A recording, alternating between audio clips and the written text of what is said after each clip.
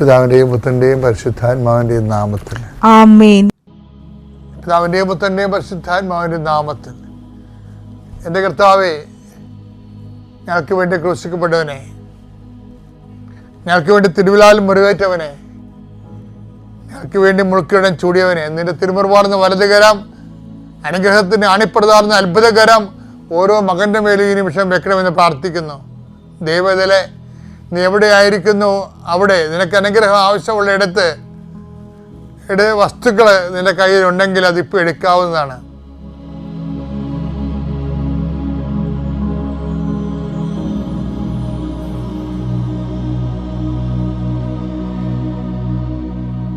കർത്താവേ, അങ്ങയുടെ മക്കൾ കയ്യിലെടുത്ത് വെച്ചിരിക്കുന്ന ഓരോ കാര്യങ്ങൾ, അവർക്ക് വേണ്ടി അവർക്ക് അടുത്തില്ലെങ്കിൽ അവർക്ക് വേണ്ടി മാതാപിതാക്കന്മാർ എടുത്ത് പോയി കയ്യിൽ വെച്ചിരിക്കുന്ന സാധനങ്ങൾ ഇപ്പോൾ ആശീർവദിക്കണമെന്ന് പ്രാർത്ഥിക്കുന്നു. കർത്താവേ, എൻ്റെ കർത്താവിൻ്റെ ഉന്നതമായ നാമത്തിൽ 39 വർഷം ഞാൻ അർപ്പിച്ച കുർബാനയുടെ യോഗ്യതയാൽ കൃപാസ്ഥാന ജീവനോടെ പ്രത്യക്ഷപ്പെട്ട പരിശുദ്ധ അമ്മയുടെ മാധ്യസ്ഥത്തിലെ ഞാൻ നിങ്ങളുടെ ഉപകരണങ്ങളെ ആശീർവദിക്കുന്നു. നിങ്ങൾ ഓരോരോ ഇടങ്ങളിലേക്ക് പോകാനും കൊടുക്കാനും വാങ്ങിക്കാനുമുള്ള വിഷയങ്ങളെ കർത്താവിൻ്റെ നാമത്തിൽ ആശീർവദിക്കുന്നു. കർത്താവ്, ഞാൻ നിനക്ക് മുമ്പ് എൻ്റെ ദൂതനേക്ക് നളിച്ചത് കർത്താവിൻ്റെ ദൂതൻ നിനക്ക് മുമ്പേ പോവുകയും നിന്റെ വഴികളെ ക്രമീകരിക്കുകയും ചെയ്യട്ടെ. എന്തോ ഒരു വലിയ അടയാളങ്ങളാണ് നീ പകൽ പോലെ വെളിച്ചത്തിൽ കാണിച്ചുകൊണ്ടിരിക്കുന്നത്. അങ്ങയുടെ മക്കളെ അങ്ങ് മറന്നിട്ടില്ല. അങ്ങയുടെ ജനത്തെ അങ്ങ് സന്ദർശിക്കുന്ന കണ്ണുനീരോടെ, ആനന്ദ കണ്ണീരോടെ ഞങ്ങൾ കാണുന്ന ഈശോയെ, ഞങ്ങൾക്ക് അങ്ങയ്ക്ക് വേണ്ടി സാക്ഷ്യം ചെയ്ത് ജീവിക്കണം. അങ്ങയുടെ വചനം കൈമാറി ജീവിക്കണം. അങ്ങയുടെ വിശ്വാസം കൈമാറി ജീവിക്കണം. കർത്താവ്, അങ്ങയുടെ മക്കൾക്ക് അടയാളം നൽകണമേ. ജീവിതത്തിൻ്റെ തകർന്ന നിമിഷങ്ങളിൽ പെട്ടിരിക്കുന്ന എല്ലാവരും, സമാധാനം ഇല്ലാത്തവർ, ഡൈവേഴ്സിന് കേസ് കൊടുത്തിരിക്കുന്നവർ, അത് ഒത്തുതീർക്കാൻ ആഗ്രഹിക്കുന്നവർ, കർത്താവ് അവരുടെ രേഖകൾ അങ്ങ് പരിശോധിക്കണമേ. കർത്താവ്, ജഡ്ജ്മെൻറ്റ് വീണ്ടും നീതിക്ക് വേണ്ടി പോരാടാൻ പോകുന്നവർ ആ ജഡ്ജ്മെൻറ്റ് സമർപ്പിച്ച് പ്രാർത്ഥിക്കുന്നു. ഞങ്ങളുടെ ഭാരങ്ങൾ ഏറ്റെടുക്കുന്ന കർത്താവെ, ഈ ഭാരച്ചീട്ടുകളിലെല്ലാം നിന്റെ പ്രസാദം തളിക്കണമേ. അധ്വാനിക്കുന്നതിനും ഭാരം വഹിക്കുന്നതിനിടയ്ക്ക് വരിക. ഞാൻ നിങ്ങൾ ആശ്വസിക്കാൻ നളിച്ചവനെ, ഇതെല്ലാം ആശ്വാസമായി മാറണമേ. മേ പരിശുദ്ധമേ ദൈവമാതാവേ, ദുരന്തമുണ്ടാകാൻ പ്രാർത്ഥിക്കുന്ന നല്ല ചെയ്ത അമ്മ, ദുരന്തത്തിന് പോലും പ്രതിവിധി നിശ്ചയിച്ച അമ്മ, നിങ്ങൾക്ക് വേണ്ടി നിമിഷം മധ്യസ്ഥം വഹിക്കുന്നു. എൻ്റെ കർത്താവിനുമായ നാമത്തിൽ സഭയുടെ അധികാരത്തിൻ്റെ രേഖകളെ, ഡോക്യുമെൻറ്റുകളെ ഈശോ നാമത്തിൽ ആശീർവദിക്കുന്നു, വിടുതൽ നൽകുന്നു. Lord, in peace, spirit of power and grace. അമ്മേ പരിശുദ്ധ അമ്മേ, അമ്മേ പരിശുദ്ധ ദൈവമാതാവേ, കൃപാസനത്തിലൂടെ ഞങ്ങൾക്കും ഞങ്ങളുടെ ദേശത്തിനും അമ്മ മധ്യസ്ഥം തേടി തന്ന എല്ലാ അനുഗ്രഹങ്ങൾക്കും കൃപകൾക്കും ഞങ്ങളിപ്പോൾ ഹൃദയം നിറഞ്ഞ നന്ദി പറയുന്നു. അമ്മേ പരിശുദ്ധമ്മേ ദൈവമാതാവേ, 2004 ഡിസംബർ 7 ഉച്ചകഴിഞ്ഞ് 2:30 കൃപാസനത്തിൽ സംഭവിച്ച അമ്മയുടെ പ്രത്യക്ഷപ്പെടലിനെ കുറിച്ച് തിരുസഭയ്ക്ക് സമർപ്പിച്ചിരിക്കുന്ന പഠനരേഖകളുടെ മേൽ സഭാത്മകമായ പഠനം ആരംഭിക്കുവാൻ ഞങ്ങൾ പ്രാർത്ഥിക്കുന്നു. അമ്മേ പരിശുദ്ധമേ, ഭൂസ്വർലോകങ്ങളുടെ രാജ്ഞിയായ അങ്ങേയ്ക്ക് ഭൗമസംരക്ഷണത്തിനായി പ്രപഞ്ചപ്രകൃതിയെ തന്നെ തിരുസഭ പ്രതിഷ്ഠിക്കുവാൻ ഈ പ്രത്യക്ഷീകരണം വഴി ഇടയാക്കണമേ. പരിശുദ്ധമേ, ജപമാല മാതാവേ, സകല കൃപാസനം പ്രാർത്ഥനയോടും ഞങ്ങളിപ്പോൾ പ്രാർത്ഥിക്കുന്ന ഈ കുടുംബത്തിന്റെ പ്രത്യേക നിയോഗം മക്കളെ.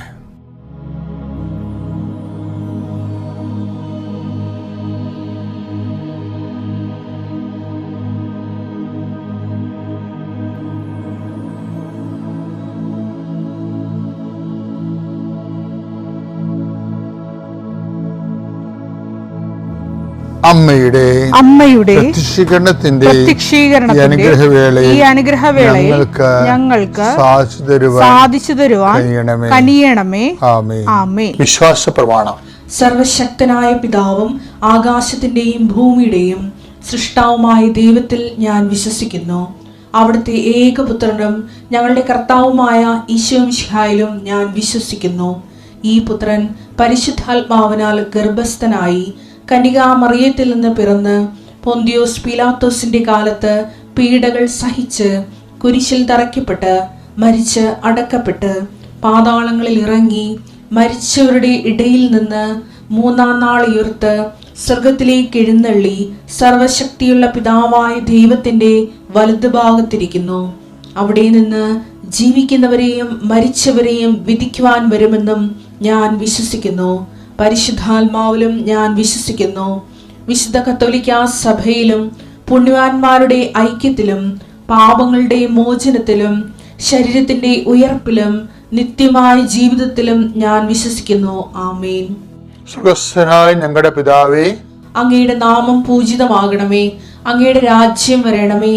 അങ്ങയുടെ തിരുമനസ് സ്വർഗത്തിലെ പോലെ ഭൂമിയിലുമാകണമേ. അന്നു വേണ്ടുന്ന ആഹാരം ഇന്ന് ഞങ്ങൾക്ക് തരണമേ. ഞങ്ങളോട് തെറ്റ് ചെയ്യുന്നവരോട് ഞങ്ങൾ ക്ഷമിക്കുന്നത് പോലെ ഞങ്ങളുടെ തെറ്റുകൾ ഞങ്ങളോടും ക്ഷമിക്കണമേ. ഞങ്ങളെ പ്രലോഭനത്തിൽ ഉൾപ്പെടുത്തരുതേ, തിന്മയിൽ ഞങ്ങൾ രക്ഷിക്കണമേ. ആമേൻ. നന്മ നിറഞ്ഞ മറിയമേ, സ്വസ്തി. കർത്താവ് അങ്ങയുടെ കൂടെ സ്ത്രീകളിൽ അങ്ങ് അനുഗ്രഹിക്കപ്പെട്ടവളാകുന്നു. അങ്ങയുടെ ഉദരത്തിൻ ഫലമായി ഈശോ അനുഗ്രഹിക്കപ്പെട്ടവനാകുന്നു. പരിശുദ്ധ മറിയമേ, തമ്പുരാന്റെ അമ്മേ, പാപികളായ ഞങ്ങൾക്ക് വേണ്ടി ഇപ്പോഴും ഞങ്ങളുടെ മരണസമയത്തും തമ്പുരാനോട് അപേക്ഷിക്കണമേ. ആമേൻ. നമ്മളുടെ ഒപ്പം ഈശോ വരുന്നതിന് ഒരു തടസ്സവുമില്ല. എന്ത് ചെയ്യണം? ആദ്യം ഞാൻ ഇന്നലെ പറഞ്ഞതുപോലെ തന്നെ ഈ വിഷയത്തിൽ ഒരു അനുതാപത്തിൻ്റെ ജീവിതം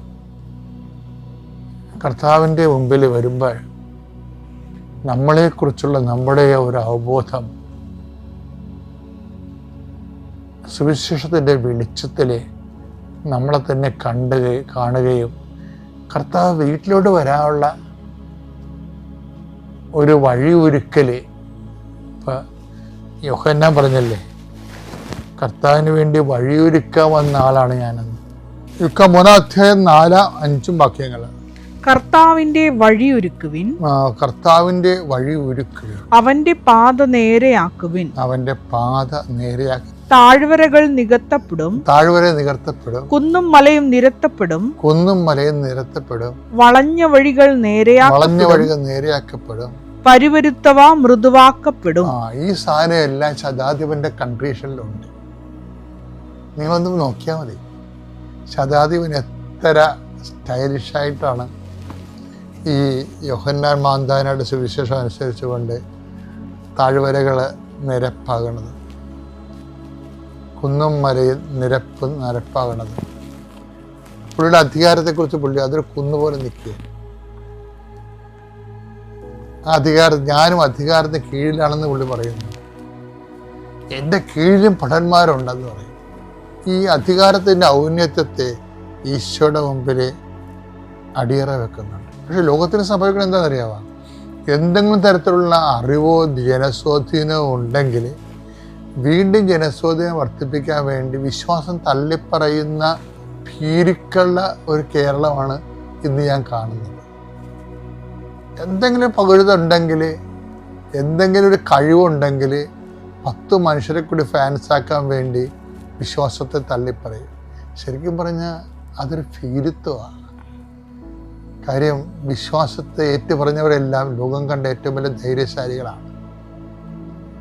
അതുകൊണ്ടാണ് ഈ അവിശ്വാസിയെ ഒരുമിച്ച് അവിശ്വാസികൾ ഭീരുക്കൾ എന്നൊക്കെ പറഞ്ഞ് ബൈബിൾ അവസാനിപ്പിക്കുന്നത്. അവിശ്വാസിയെ ദൈവം ഭീരുവായിട്ടാണ് കാണുന്നത്. വെളിപ്പാട് 21:8. എന്നാൽ ഭീരുക്കൾ അവിശ്വാസികൾ. ഭീരുക്കൾ കഴിഞ്ഞിട്ട് പിന്നെ വരണ ആരാണ്? അവിശ്വാസികളാണ്. അപ്പൊ വിശ്വാസികൾ ആരാണ്? വിശ്വാസികൾ ഭീരുക്കളല്ല. ലോകങ്ങളുടെ ഏറ്റവും വലിയ ധൈര്യശാലികൾ ആരായിരുന്നു? വിശ്വാസികളെ. അപ്പോഴേ ഈ വിശ്വാസത്തെ ഏറ്റുപറയാൻ മറ്റു മനുഷ്യർ എന്ത് വിചാരിക്കും? ഇപ്പം ചില ആൾക്കാർ തന്നെയാണല്ല, ഷെയർ ചെയ്യത്തില്ല. അവർ പറഞ്ഞ സാക്ഷ്യമാണെങ്കിൽ പോലും അവർ ഷെയർ ചെയ്യത്തില്ല. എന്തുകൊണ്ടാണ് ഷെയർ ചെയ്യാത്തത്? എൻ്റെ കൂട്ടിലുള്ള ഗ്രൂപ്പിലുള്ളവർ എന്നെക്കുറിച്ച് എന്ത് ധരിക്കും? ഞാനൊരു ആത്മീയ ജീവിയാണെന്ന് ധരിച്ചാൽ എന്നെ അവർ അണ്ടർ എസ്റ്റിമേറ്റ് ചെയ്യുമോ, എനിക്ക് 2ാം പൗരത്വമാക്കി കളയാമോ എന്ന് വിചാരിച്ചുകൊണ്ട് ലോകത്തിൻ്റെ പൗരത്വത്തിന് വേണ്ടി ദൈവത്തെയും വിശ്വാസത്തെയും നിഷേധിക്കുന്നവരെ ബൈബിൾ വിളിക്കുന്ന പേരാണ് ഫീരുക്കൾ. ഫീരുക്കൾ ഒരിക്കലും ഉടമ്പടി എടുക്കരുത്. ഈ ഫീരുക്കളെ ധൈര്യശാലികളാക്കുന്നതാണ് ഇപ്പം അശ്വതി എന്നും പറഞ്ഞൊരു മോളുടെ സാക്ഷ്യം ഈ ദിവസങ്ങളിൽ ഭയങ്കര വൈറലായി. അശ്വതി എന്താ ചെയ്യണത്? അശ്വതി ഇവിടുന്ന് ഇംഗ്ലണ്ടിൽ ചെന്നിട്ട് കൃപാസനം പത്രം പ്രൊട്ടസ്റ്റന്റ് സഭയിലുള്ള ആൾക്കാർക്ക് അവിടെ പോയിരുന്ന് വായിച്ച് കേൾപ്പിച്ചു കൊടുക്കും. അവരെ സ്നേഹത്തോടെ അവരോട് സംസാരിച്ച് പരിശുദ്ധ കൃപാസന അമ്മയെക്കുറിച്ച് അവർ ധൈര്യത്തോടെ അവൾക്ക് വായിച്ച് കേൾപ്പിച്ചു കൊടുക്കും. അപ്പോൾ അങ്ങനെ കേൾപ്പിച്ച് വന്നപ്പോൾ അവരിൽ വിശ്വാസമുണ്ടായി.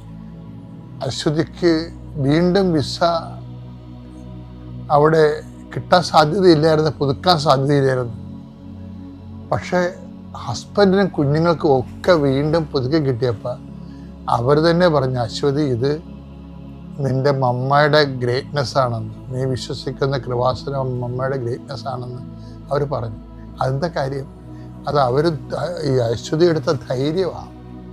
നമ്മൾ ധൈര്യം ഒരു പ്രധാനപ്പെട്ട വിഷയമാണ്. ധൈര്യം ഈ ഉടമ്പടി ജീവിതത്തിൽ കുറേ ധൈര്യത്തിൻ്റെ എക്സസൈസുകളുണ്ട്. വെളിപാട് 21:8 ഭീരുക്കൾ, അവിശ്വാസികൾ, ദുർമാർഗികൾ, പിന്നെ അടുത്ത ആൾക്കാർ ദുർമാർഗികൾ, കൊലപാതകികൾ, വ്യഭിചാരികൾ, മന്ത്രവാദികൾ, വിഗ്രഹാരാധകർ, കാപട്യക്കാർ എന്നിവരുടെ ഓഹരി തീയും ഗന്ധകവും എരിയുന്ന തടാകവുമായിരിക്കും. ഇതാണ് രണ്ടാമത്തെ മരണം. നിത്യമരണത്തിന് അസഹ്യം ചിന്തിക്കുന്ന ആൾക്കാരുടെ ഒന്നാമത്തെ സ്വഭാവമാണ് ഭീരുത്വം. അതുകൊണ്ട് തന്നെ ഉടമ്പടിയിൽ ഭീരുത്വം വെടിഞ്ഞ് ദൈവകൃപയിൽ നിലനിൽക്കാൻ ഒരു ആത്മീയ മുന്നേറ്റം നടത്തിയ അതിന് വേണ്ടി മാത്രം കൃപാസനത്തിൻ്റെ ആയിരക്കണക്കിന് സാക്ഷ്യങ്ങൾ നമ്മളെ പ്രേരിപ്പിക്കുന്നുണ്ട്. എൻ്റെ ഭർത്താവിന് 20 വർഷമായി ശ്വാസമുട്ടലുണ്ടായിരുന്നു. അദ്ദേഹം നടക്കുമ്പോൾ യൂറിൻ അറിയാതെ പോകുമായിരുന്നു. ഞാൻ ഇവിടെ വന്ന് ഉടമ്പടി എടുത്ത് ഉടമ്പടി വസ്തുക്കൾ ഉപയോഗിച്ചതിൻ്റെ ഫലമായി അദ്ദേഹത്തിൻ്റെ അസുഖം, അച്ഛനെ കാണാൻ അവസരം കിട്ടി, അച്ഛൻ്റെ ബ്ലെസ്സിങ്ങും വാങ്ങി. അതിനുശേഷം ഭർത്താവിൻ്റെ അസുഖം പൂർണ്ണമായും മാറി. രണ്ടാമതായിട്ട് എൻ്റെ മകൾ UK പോകാൻ വേണ്ടി പേപ്പർ വർക്കുകളെല്ലാം ശരിയായി. വിസയ്ക്ക് കൊടുത്തിട്ട് വിസ വന്നില്ല. അങ്ങനെ ഞങ്ങൾ തലേ ദിവസം ഓൺലൈൻ ഉടമ്പടി എടുത്തായിരുന്നു. ആ എടുത്ത സമയത്ത് പിറ്റേ ദിവസം വിസ പാസ്പോർട്ട് ഡിസ്പാച്ചായി, വിസ അയച്ചു എന്ന് പറഞ്ഞ് ഞങ്ങൾക്ക് മെസ്സേജ് കിട്ടി. മൂന്നാമതായി എൻ്റെ വീട് ജപ്തിയായിരുന്നു. കൊറോണ മൂലം ഭർത്താവിൻ്റെ ജോലി നഷ്ടപ്പെട്ട് ഒരുപാട് കടങ്ങളുണ്ടായിരുന്നു. അപ്പോൾ വീട് ജപ്തിയായി. അപ്പോൾ ഞാൻ വീട് വിൽക്കാൻ വേണ്ടിയിട്ട് ഉടമ്പടിയിൽ വെച്ചിട്ടുണ്ടായിരുന്നു. ഒക്ടോബർ 30 എൻ്റെ ഉടമ്പടി തീരുമായിരുന്നു. 27 സ്ഥലം വാങ്ങാനായിട്ട് ഒരാൾ വന്ന് അഡ്വാൻസ് തന്ന് എൻ്റെ കടങ്ങളെ മാതാവും ഈശോയും കൂടി പരിഹരിച്ചു തന്നു. നാലാമതായി എൻ്റെ മകൾക്ക് വിവാഹാലോചനകൾ വരുന്നുണ്ടായിരുന്നു. ഞങ്ങൾ ആഗ്രഹിക്കുന്ന രീതിയിൽ ഒരു കാര്യം വന്ന് ശരിയാവണുണ്ടായിരുന്നില്ല. നാള് പ്രശ്നം ഉണ്ടായിരുന്നു. ഇപ്പോൾ ഈ ജപമാല റാലി കൂടാനായിട്ട് ഞങ്ങൾ വന്നു. ജപമാല റാലി കഴിഞ്ഞ് ചെന്ന് പിറ്റേ ദിവസം ഞങ്ങൾ ആഗ്രഹിച്ചത് എന്താണോ ആ രീതിയിലുള്ള ഒരു മകനെ ഞങ്ങൾക്ക് വിവാഹത്തിന് ഉറപ്പിക്കാനായിട്ട് സാധിച്ചു.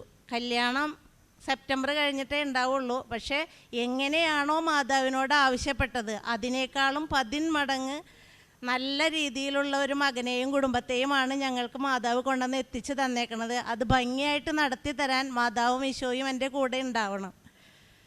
പിന്നെ എൻ്റെ ആങ്ങളയുടെ മകൻ്റെ കാല്, അവന് വർക്ക്ഷോപ്പാണ്. അവൻ ഇലക്ട്രോണിക് കട്ടർ ഉപയോഗിച്ച് കയ്യിലിങ്ങനെ പിടിച്ചുകൊണ്ട് നിൽക്കുമ്പോൾ കയ്യിൽ നിന്ന് താഴെ വീണു. കാലിൽ ഒരു വിരൽ മുറിഞ്ഞു പോയി. ഡോക്ടറെ അടുത്ത് കൊണ്ടു ചെന്നപ്പോൾ പറഞ്ഞത് യോജിപ്പിക്കാൻ ബുദ്ധിമുട്ടാണെന്ന് പറഞ്ഞു. ഞാൻ അപ്പോൾ തന്നെ ലൈറ്റ് ക്യാൻഡിൽ ഇട്ടു. ഇപ്പോൾ അവൻ്റെ കാല് ഓപ്പറേഷൻ ചെയ്തു, യാതൊരു കുഴപ്പമില്ല, ബ്ലഡ് സർക്കുലേഷൻ ഉണ്ട് എന്ന് പറഞ്ഞുകൊണ്ട് ആ കാര്യം ശരിയായി. ഇത്രയും കാര്യങ്ങൾ തന്ന് എന്നെ മാതാവ് അനുഗ്രഹിച്ചതിന് ഞാൻ മാതാവിനോടും ഈശോയോടും ഒരുപാട് നന്ദി പറയുന്നു. എൻ്റെ പേര് അതുല്യ ജോയി. ഞാൻ മൂവാറ്റുപുഴയിലെ കാരിക്കുന്ന് എന്ന ഇടവകയിൽ നിന്നാണ് വരുന്നത്. ഞാൻ 2019 ഇവിടെ വന്ന് ഉടമ്പടി എടുത്തത്. അത് ഉടമ്പടി എടുക്കാനുള്ള കാരണം എൻ്റെ കയ്യിൽ എനിക്ക് കൃപാസനത്തെക്കുറിച്ചൊന്നും അറിയില്ലായിരുന്നു. അപ്പോൾ എൻ്റെ കയ്യിൽ പലപ്പോഴായിട്ട് കൃപാസന പത്രം എൻ്റെ കയ്യിൽ കിട്ടുമായിരുന്നു. അപ്പം ഞാൻ ആദ്യമൊന്നും ഇത് വായിച്ച് നോക്കിക്കൊണ്ടിരുന്നില്ല. പിന്നെ പതിയെ നമ്മുടെ പ്രശ്നങ്ങൾ കാരണം പതിയെ ഒന്ന് വായിക്കാൻ തുടങ്ങി. അപ്പോൾ എനിക്ക് പതിയെ ഒരു ആകർഷണം തോന്നി, എന്നാൽ ആലപ്പുഴയിലൊന്ന് പോയി നോക്കാം. അപ്പോൾ ചേട്ടനോട് ചോദിച്ചപ്പോൾ ചേട്ടൻ പറഞ്ഞു, നീ പൊയ്ക്കോ എന്ന് പറഞ്ഞു. അപ്പോൾ എൻ്റെ ഫ്രണ്ടിൻ്റെ സഹായത്താൽ ഞാൻ വഴിയൊക്കെ ചോദിച്ച് മനസ്സിലാക്കി കൃപാസനത്തിൽ 2019 മാർച്ച് 23 ഇവിടെ വന്ന ഉടമ്പടി എടുത്തു. അപ്പോൾ ഉടമ്പടിയിൽ ഞാൻ എൻ്റെ 6 നിയോഗങ്ങൾ എഴുതി മാതാവിൻ്റെ മുമ്പിൽ സമർപ്പിച്ചു. അപ്പം മാതാവിൻ്റെ മുമ്പിൽ സമർപ്പിച്ചിട്ട് ഞാൻ വളരെ തീഷ്ണതയോടെ പ്രാർത്ഥിച്ചു. ദൈവത്തിന് ഒന്നും അസാധ്യമല്ല. ലൂക്ക 1:37 എന്ന ബൈബിൾ വചനത്തിൽ ഉറച്ച് വിശ്വസിച്ചുകൊണ്ട് ഞാൻ മുട്ടിപ്പായി പ്രാർത്ഥിക്കുമായിരുന്നു. മാതാവിനോട് കരഞ്ഞ് ഞാൻ പ്രാർത്ഥിക്കുമായിരുന്നു, എൻ്റെ കാര്യത്തിൽ ഇടപെടണേ അമ്മയെ എന്ന് പറഞ്ഞ്. അതിൻ്റെ ഫലമായി എൻ്റെ നിയോഗത്തിൽ 1ാമത്തെ നിയോഗമായിരുന്നു, ഞങ്ങൾക്ക് അമ്മച്ചിയുടെ സ്വത്തായിട്ട് കുറച്ച് പറമ്പുണ്ടായിരുന്നു. അപ്പോൾ 20 വർഷമായിട്ടും അതൊന്നും പാർട്ടീഷൻ നടക്കുന്നുണ്ടായിരുന്നില്ല. അത് അമ്മച്ചിയുടെ അപ്പച്ചൻ്റെ സ്വത്തായിരുന്നു. അപ്പോൾ അതിനൊരു നടപടിയും പല പേപ്പറുകൾ ആധാരങ്ങൾ പോലും ഉണ്ടായിരുന്നില്ല. അപ്പം നമ്മൾ ഉടമ്പടി എടുത്തതിൻ്റെ ഫലമായിട്ട് ഒരു തഹസിൽ നമ്മളെ ഈ പേപ്പറൊക്കെ സഹായിക്കുന്ന ആളില്ലേ, അപ്പോൾ അതുപോലെ ഒരാൾ വന്ന് നമുക്ക് വേണ്ട പേപ്പറിൻ്റെ കാര്യങ്ങളൊക്കെ ചെയ്ത് തന്ന ആധാറൊക്കെ മറ്റേ പേപ്പറുകളൊക്കെ എടുത്തു തരാൻ നമ്മളെ സഹായിച്ചു. അപ്പോൾ അതിൻ്റെ ഫലമായിട്ട് വീട്ടിൽ വെച്ച് തന്നെ തഹസിൽദാരെ എല്ലാവരെയും വിളിച്ചു കൂട്ടി. അമ്മച്ചിയുടെ അപ്പൻ്റെ മക്കളൊക്കെ ആയിരുന്നു, വരെയൊക്കെയുള്ള സ്വത്തായിരുന്നു 20 വർഷമായിട്ടുള്ളത്. അപ്പോൾ അവരൊക്കെ ഞങ്ങളുടെ വീട്ടിൽ പിന്നെ വിളിച്ചു കൂട്ടി മുദ്ര പേപ്പർ ഒപ്പിട്ട് അത് അമ്മച്ചിയുടെ പേര് വരെ ആക്കാൻ പറ്റിയായിരുന്നു ഉടമ്പടി പ്രകാരം. അത് കഴിഞ്ഞ് അമ്മച്ചി കൈയോടെ, നമുക്ക് കൊറോണയൊക്കെ ആയി കൈയോടെ അമ്മച്ചി മരിച്ചു പോവുകയും ചെയ്തു. അപ്പോൾ അത് എൻ്റെ ജീവിതത്തിൽ വലിയൊരു അനുഗ്രഹമായിരുന്നു. 2ാമതായിട്ട് ഞാൻ പറയാം, എൻ്റെ ഉടമ്പടിയിലുള്ളത് ഇതുപോലെ തന്നെ ഹസ്ബൻഡിൻ്റെ അപ്പച്ചനും മരിച്ചു പോയിരുന്നു. അതായത് എൻ്റെ കല്യാണം കഴിഞ്ഞിട്ട് 17 വർഷമായി. അപ്പോൾ അപ്പച്ചൻ പറഞ്ഞു, മക്കളുടെ എല്ലാം കല്യാണം കഴിഞ്ഞിട്ട് നമുക്ക് പാർട്ടീഷൻ ചെയ്താമെന്ന് പറഞ്ഞു. പക്ഷേ മക്കളുടെ കല്യാണം കഴിഞ്ഞിട്ട് ഒരു കാര്യത്തിലൊരു നീക്ക് പോക്കില്ല, പറഞ്ഞു വെച്ചിരുന്നു. അപ്പം ഞാൻ ഇത് ഉടമ്പടിയിൽ കരഞ്ഞ് പ്രാർത്ഥിച്ചു. കാരണം ഒന്നിനൊരു നീക്കില്ല, എല്ലാം ഉണ്ടല്ലോ. അപ്പം അങ്ങനെ കരഞ്ഞ് പ്രാർത്ഥിച്ചതിൻ്റെ ഫലമായിട്ട് നമുക്ക് അതിനുള്ള പേപ്പറുകൾ എത്രയും പെട്ടെന്ന് തന്നെ, അത് ഇത്ര വർഷമായിട്ട് നടക്കാത്ത കാര്യം പെട്ടെന്ന് തന്നെ എല്ലാവരുടെയും പേരിലേക്ക് സ്ഥലങ്ങളൊക്കെ എഴുതി കൊടുക്കാനായിട്ട് മാതാവ് വലിയ കൃപ നൽകി. അതുപോലെ തന്നെ ഞങ്ങൾക്ക് വീട് വാങ്ങാനായിട്ട് ഞങ്ങളുടെ ഹസ്ബൻഡ് സഹോദരന്മാർ വളരെയധികം ഞങ്ങളെ സഹായിക്കുമായിരുന്നു. അപ്പം ഞങ്ങൾ കൃഷിക്കാരായിരുന്നു.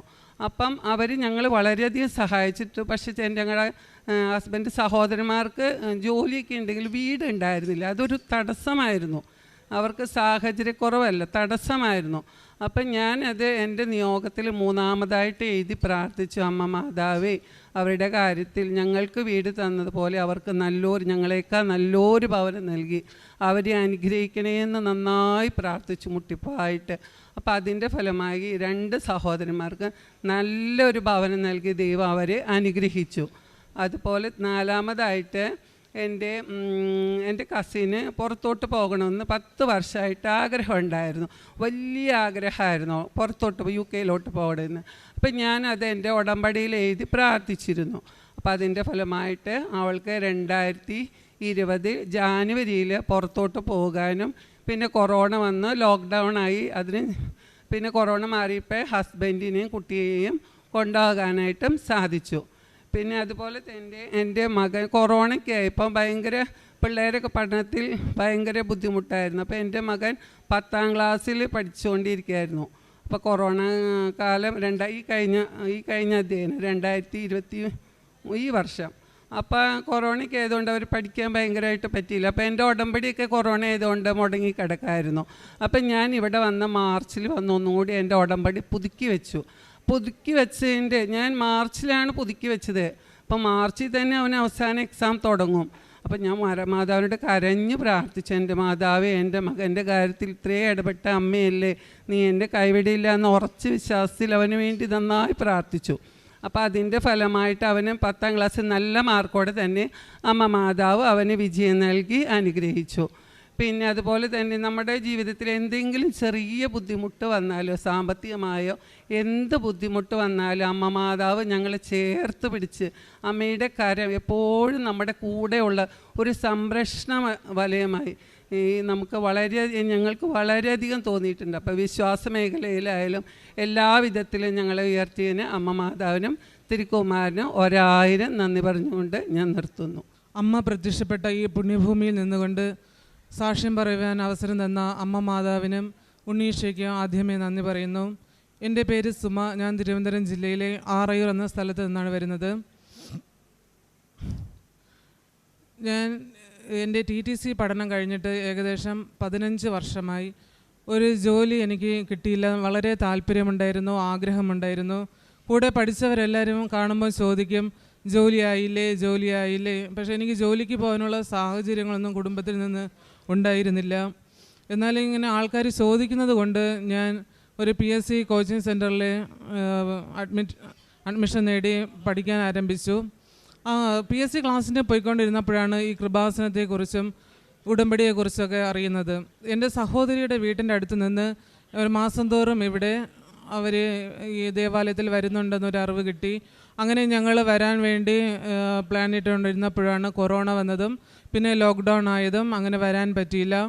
അങ്ങനെ ഇരുന്ന സമയത്ത് ഓൺലൈൻ ഉടമ്പടിയെക്കുറിച്ച് അറിഞ്ഞു. അങ്ങനെ ഓൺലൈനായിട്ട് ഞാൻ ഉടമ്പടി എടുത്തു. ഓൺലൈനായിട്ട് ഉടമ്പടി ആ കാലഘട്ടത്തിലാണ് ഇത് LPSTയുടെ ഒരു എക്സാം നമുക്ക് നടന്നത്. 2020 നവംബർ 24-ാം തീയതിയായിരുന്നു എക്സാം. അതിന് വേണ്ടിയിട്ടാണ് ഞാൻ പ്രിപ്പയർഡ് ആയിക്കൊണ്ടിരുന്നത്. അങ്ങനെ എക്സാം എടുത്തു. പരീക്ഷ പത്തനംതിട്ട ജില്ലയിലായിരുന്നു. അങ്ങനെ ഞാനാണെങ്കിൽ വളരെ ഒരു മാനസിക സംഘർഷത്തോടെയാണ് ഈ എക്സാമിന് പോയത്. കാരണം ആ സമയത്ത് എൻ്റെ ഭർത്താവിൻ്റെ അമ്മയും സഹോദരനും കൂടെ ഞങ്ങൾക്കെതിരെ ഒരു കേസ് കൊടുത്തിരുന്നു. അപ്പോൾ 24-ാം തീയതി എൻ്റെ എക്സാം ആയിരുന്നു. 26-ാം തീയതി കേസിന് പോകണം. അപ്പോൾ എൻ്റെ മനസ്സ് മുഴുവൻ പരീക്ഷയെ കുറിച്ചായിരുന്നില്ല, മൊത്തം ഈ കേസിനെ കുറിച്ചായിരുന്നു. എന്താണെന്ന് പറഞ്ഞാൽ എൻ്റെ ഭർത്താവ് കേസിന് പോകത്തില്ല എന്നുള്ള ഒരു വാശിയിലായിരുന്നു. അങ്ങനെ ആ ഒരു പിരിമുറുക്കത്തിലൂടെയാണ് ഞാൻ എക്സാം ഹാളിൽ ഇരിക്കുമ്പോഴും പരീക്ഷ എഴുതുമ്പോഴും പരീക്ഷയെ കുറിച്ചുള്ള ഒരു കാര്യം എൻ്റെ മനസ്സിലില്ലായിരുന്നു. ഈ കേസിൻ്റെ കാര്യങ്ങളായിരുന്നു എൻ്റെ മനസ്സിലൂടെ ഓടിക്കൊണ്ടിരുന്നത്. എക്സാം എഴുതി എത്ര മാർക്കുണ്ടെന്നൊന്നും എനിക്ക് നോക്കിയില്ല. കുറേ നെഗറ്റീവായെന്ന് തോന്നുന്നു. അങ്ങനെ പക്ഷേ ഞാൻ അമ്മയോട് പറഞ്ഞു, അമ്മേ, എനിക്ക് ഫസ്റ്റ് അഡ്വൈസിൽ എനിക്ക് ജോലി കിട്ടണം. ഫസ്റ്റ് അഡ്വൈസിൽ എനിക്ക് ജോലി കിട്ടണമെങ്കിൽ എനിക്ക് 50-നകത്ത് ഒരു റാങ്ക് തന്നേ പറ്റൂ.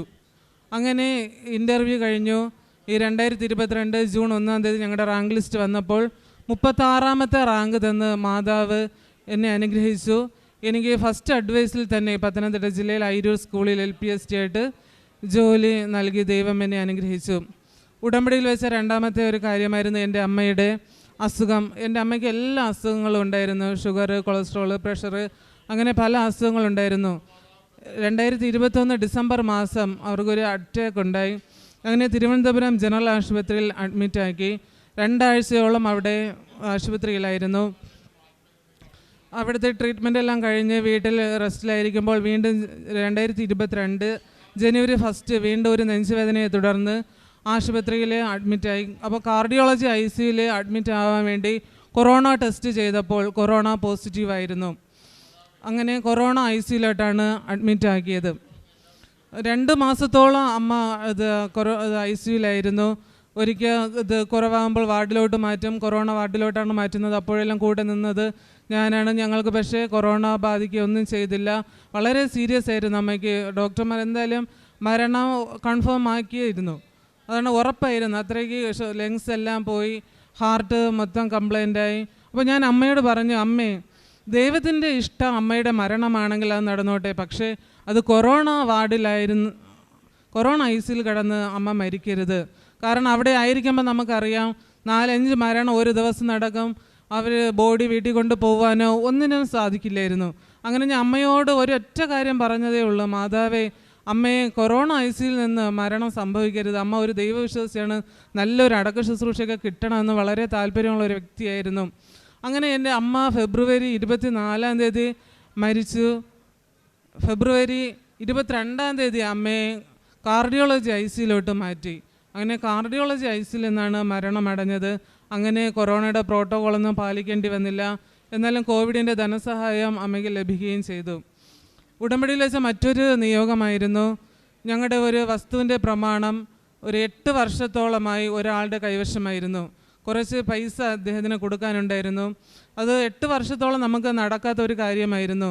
ഞാൻ ഉടമ്പടി 2ാമത് പുതുക്കി ഒരാഴ്ചയ്ക്കകം തന്നെ അദ്ദേഹത്തിന് കൊടുക്കാനുള്ള പൈസ കൊടുക്കുകയും ആ പ്രമാണം നമുക്ക് തിരിച്ചു കിട്ടുകയും അതിൻ്റെ കരമടച്ച് നമുക്ക് ആ വസ്തു സ്വന്തമാക്കാനും സാധിച്ചു. പിന്നെ ഇത് ഉടമ്പടിയിൽ വയ്ക്കാത്ത കാര്യമാണ് ഈ കേസിൻ്റെ കാര്യം. ഈ കേസിൻ്റെ കാര്യത്തെക്കുറിച്ച് 26 എനിക്ക് ഇത് കേസിന് പോവേണ്ടതായിരുന്നു. അതിൻ്റെ തലേ ദിവസം ഞാൻ ഇവിടെ കൃപാസനത്തിൽ രാത്രി വിളിച്ച് പ്രാർത്ഥന ആവശ്യപ്പെട്ടു. അപ്പോൾ ഇവിടെ നിന്ന് എനിക്ക് വളരെ ആശ്വാസ വാക്കുകളാണ് ലഭിച്ചത്, പേടിക്കേണ്ട. അപ്പോൾ എൻ്റെ ചേട്ടനാണെങ്കിൽ കേസിന് പോവുകയും ചെയ്തില്ല. പിന്നീട് 2 വർഷത്തോളമായി ഇപ്പോൾ ആ കേസിൻ്റെ ഒരു പേപ്പറോ അത് നിലനിൽക്കുന്നുണ്ടോ എന്ന് പോലും ഞങ്ങൾക്കറിയില്ല. പിന്നെ ഈ ഇടയ്ക്ക് എൻ്റെ ചേട്ടൻ്റെ ഒരു പേഴ്സ് കളഞ്ഞ് അതിൽ ആധാർ, പാൻ കാർഡ്, മറ്റ് ഡോക്യുമെൻറ്റ്സ് എല്ലാം ഉണ്ടായിരുന്നു. അപ്പോൾ ഞാൻ ഇവിടെ വന്ന് സാക്ഷ്യം പറയുമ്പോൾ പേഴ്സ് കിട്ടുകയാണെങ്കിൽ ആ സാക്ഷ്യം കൂടെ അമ്മയുടെ മുമ്പിൽ വെച്ച് സാക്ഷ്യപ്പെടുത്തി കൊള്ളാമെന്ന് നേർന്നതിൻ്റെ ഫലമായി 1 മാസത്തിന് ശേഷം ആരോ അതിന് പോസ്റ്റ് വഴി ആ പേഴ്സ്, അതിലുള്ള എല്ലാ ഡോക്യുമെൻറ്റ്സും അതിലുണ്ടായിരുന്നു. ഞങ്ങൾക്ക് ആ പേഴ്സ് തിരിച്ചു കിട്ടി. അതുപോലെ ഇത് മാത്രമല്ല, ഈ ഉടമ്പടിയിൽ വയ്ക്കാത്ത കാര്യങ്ങളായാലും ഇത് ഉടമ്പടി നിയോഗങ്ങൾ മാത്രമല്ല, മാതാവിൻ്റെ ഒരു സംരക്ഷണം, ദൈവികമായ ഒരു സംരക്ഷണം എനിക്ക് അനുഭവിക്കാൻ കഴിഞ്ഞു. അതുപോലെ തന്നെ ഈ ഉടമ്പടിയുടെ കാലഘട്ടത്തിൽ 3 മാസം, ഓരോ 3 മാസം ഓരോ ഉടമ്പടി കാലഘട്ടത്തിലും ബൈബിൾ പൂർണ്ണമായി വായിക്കുവാനും അതിനെ ധ്യാനിക്കുവാനും എനിക്ക് സാധിച്ചു. അതുപോലെ തന്നെ എൻ്റെ ജീവിതത്തിൽ എന്ത് പ്രശ്നങ്ങൾ ഉണ്ടായാലും ഈ ജപമാല പിടിക്കും. ഞാൻ ജപമാലയിൽ ഓരോ നന്മ നിറഞ്ഞ മറിയത്തിന് പകരം ഓരോ പ്രത്യക്ഷ പ്രാർത്ഥന ചൊല്ലും. എനിക്ക് അതിന് ഉടനടി ആ പ്രശ്നത്തിന് പരിഹാരം അമ്മ എനിക്ക് നൽകുകയും ചെയ്യും. ഇത്രയേറെ അനുഗ്രഹങ്ങൾ ചെയ്ത അമ്മ മാതാവിന് ഉണ്ണീഷയ്ക്കും 1000 നന്ദി.